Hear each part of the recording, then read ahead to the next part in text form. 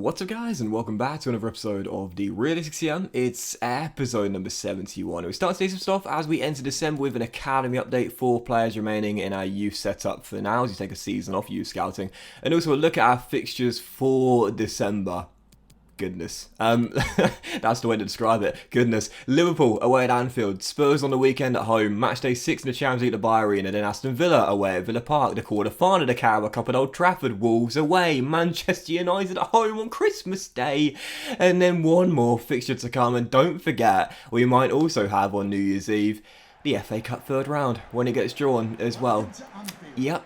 Buckle up, got a lot of fixtures to come. Our stamina and squad depth definitely going to get tested in. As I always say, what is the busiest month of football in the season, if not April, depending on how you've been getting on in Cup and European competitions. So, goodness gracious me, if we are to stay invincible, I think this is the month where we'll know it's make or break, basically. So for the first game of the many coming in December, Liverpool away at Anfield, the champions here, taking on Klopp's side away from home in the Northwest. And I was thinking, okay, you know, we've just about escaped defeat against Chelsea. We just about managed to win in the dying stages against Crystal Palace. You know, Liverpool, the holders, are going to want to be the first team to beat us this season. Well, we took the lead through Smith Rowe rounding Alisson, then an amazing save by Old Black kept it at 1-0, but right before the break, Liverpool would head in a leveller, and in the end, that was how the game would finish. It was a really frenetic first half, some really great chances, but in the end, 1-1 was the final score, and our second draw of the season, and our first away day where we failed to get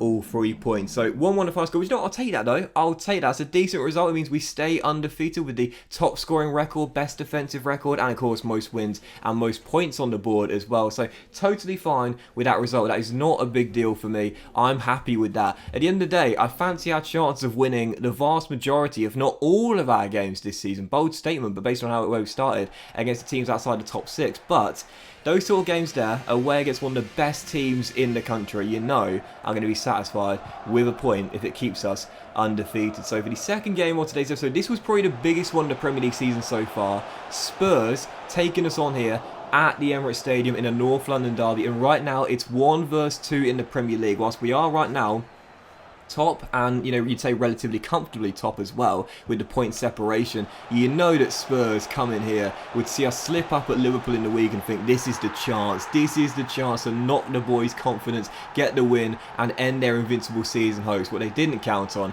was that in the first half we were looking very threatening down that right hand side. Saka found some space, denied early but scored his second goal of the season to make it 1-0 before half time and give us the lead. And then in the second half, right before the hour mark, Nelson sent down the left hand side, gets in behind his man, goes all the way and drills it in. The inside forwards giving us the 2 goals to lead the game by 2 right on the stroke of the hour mark. And again, Reece Nelson this season has been absolutely unbelievable. It's 10 goals in the Premier League. Can you say revenge season based on the way he started? Well, you definitely feel that way. This man has been on absolute flames to begin the campaign off. After the ACL he suffered last year, I think you can tell he's playing this season with a bit of an edge and a chip on his shoulder. So 2-0 Arsenal. Seeing that points in the bag, Ryan Sessegnon would score a late goal and a consolation one in stoppage time. I said this before, I hate it when I can see the late goal in the game. It's so frustrating when the points are in the bag, but I drop the clean sheet right towards the end. It's always so frustrating. But 2-1 the final score. We'll take the 3 points though, absolutely no doubt about that. Still really pleased with it.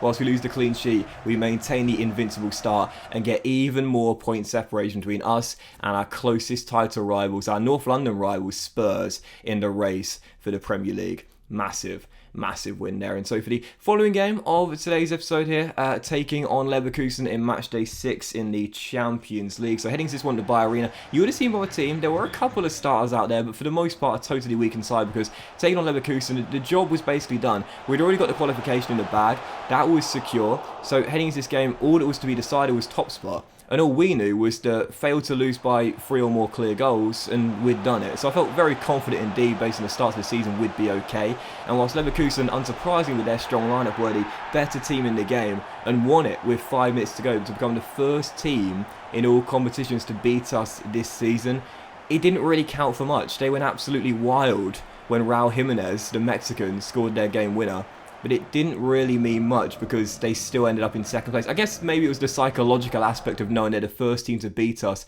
in all competitions this season, but again, it didn't really count for anything at all because we'd already guaranteed, well, we've guaranteed qualification, and we knew that that one goal defeat wasn't enough to lose top spot either. So yeah, we're through as group winners as we expected. Leverkusen second in the group. Once again, pretty much exactly what we were expecting there, as we are through to the Champions League knockout stages with group winners added to our name, unlike last season where we were group runners-up. Who will take on the last 16? Not entirely sure, but let's hope it's not going to be Real Madrid, who ended our progress last season. But first defeat of the season, though, in all competitions, so no matter how you look at it, very frustrating to lose our unbeaten start in all competitions, as you saw Dembele win Player of the Season there, and Camera coming back from injury after his dislocated shoulder. And for the following game of today's episode, Villa Park away, Aston Villa, and I was thinking, well, we're not invincible after all. We're not superhuman after all. Yes, we picked a weakened side, but even so, Leverkusen becoming the first team to beat us this season gives me a bit of a cause for concern moving forward. Aston Villa on the weekend fell behind through Kevin Volland, and after Luis Suarez was denied right for the break, we headed into the dressing room in an unfamiliar position. We hadn't been like this all season long, trailing at half-time. So the question is, how resilient are we? Second half begins, we're down by a goal, and as things stand, about to lose our unbeaten status in the Premier League. 20 minutes after the restart, Golden Boot winner Luis Suarez gets us back on level terms and makes it 1-1. I was thinking, right, here we go, turn the game on its head, win this match, and show everyone what we're about. But instead, less than 5 minutes after the Colombian fired in the equaliser, Kevin Volland turned Ben White and bagged his brace, but Aston Villa back in front, and with 5 minutes on the clock, oh my goodness. Demiral beats 2 navy blue shirts in the air, and with a bullet header, drills it past the Slovenian, makes it 3-1, and that was that. And can you say deja vu? Because if you watched my Cork to Glory save earlier on in the FIFA year, firstly, thank you, one of my favourite saves I've done in such a long time, taking the worst team in FIFA to eventually the best.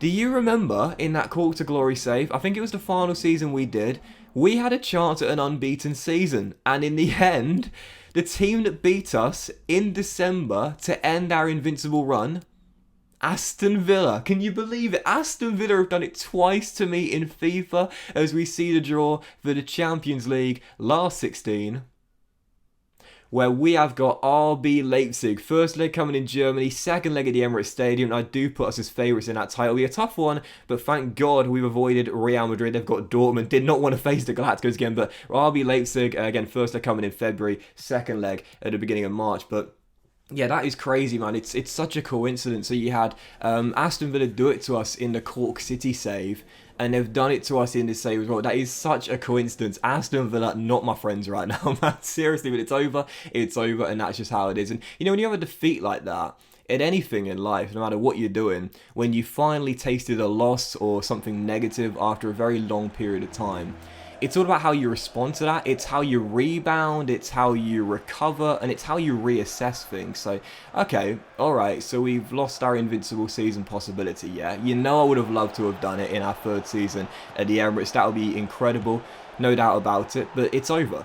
So the question is, where do you go from here? Yes, you've been dealt a very big blow, but where do you go from here? Back-to-back losses. Little bit concerning based on the way we'd started the season off. No losses and then two come along at once, like London buses.